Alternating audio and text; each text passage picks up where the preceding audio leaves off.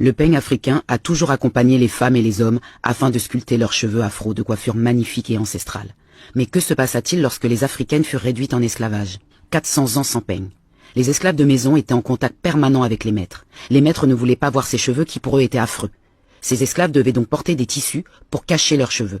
De plus, elles coiffaient les cheveux lisses des enfants des maîtres et côtoyaient en permanence les outils des maîtres comme le peigne.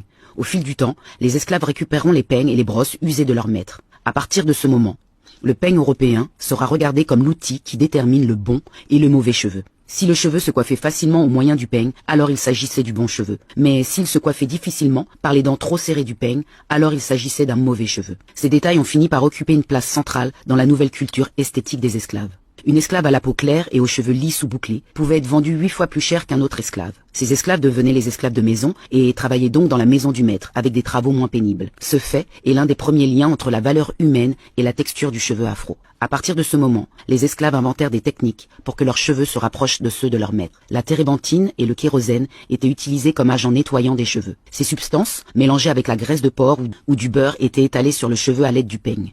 Différentes techniques furent inventées par les esclaves pour venir à bout de la texture crépue du cheveu. Le repassage du cheveu, considéré comme l'un des ancêtres du défrisage à chaud. Des fourchettes chauffées étaient passées dans le cheveu pour le lisser. Un morceau de métal grossier moulé par un forgeron servait de peigne à défriser. Ce fut le premier prototype de ce qui deviendra le peigne chauffant, moderne, servant à défriser à chaud les cheveux. Les premiers défrisants chimiques ont été réalisés à partir de produits domestiques. Des pommes de terre et de la graisse de porc mélangées à de la soude constituaient un défrisant assez puissant qui ramollissait le cheveu afro et le lissait. Cette nouvelle esthétique de la femme africaine, réduite en esclavage, emprunte les traits de l'esthétique européenne sous une période de violence permanente. Mais quand est-ce que le peigne afro est revenu? Dans les années 60, les cheveux naturels deviennent un mouvement. La coiffure afro émerge lors du mouvement des droits civiques. C'est un symbole de rébellion, de réappropriation et de fierté noire. Le mouvement des Black Panthers l'illustre parfaitement. Le premier peigne de cette forme a été breveté en 1969 par 2 Afro-Américains. Puis, des variantes de ce peigne commenceront à émerger. Le premier peigne avec une poignée en forme de salut au pouvoir noir a été breveté en 1974. Il symbolise la fierté noire. Pour en savoir plus, vous pouvez écouter Afrodia Podcast, Trop beau mes cheveux afro.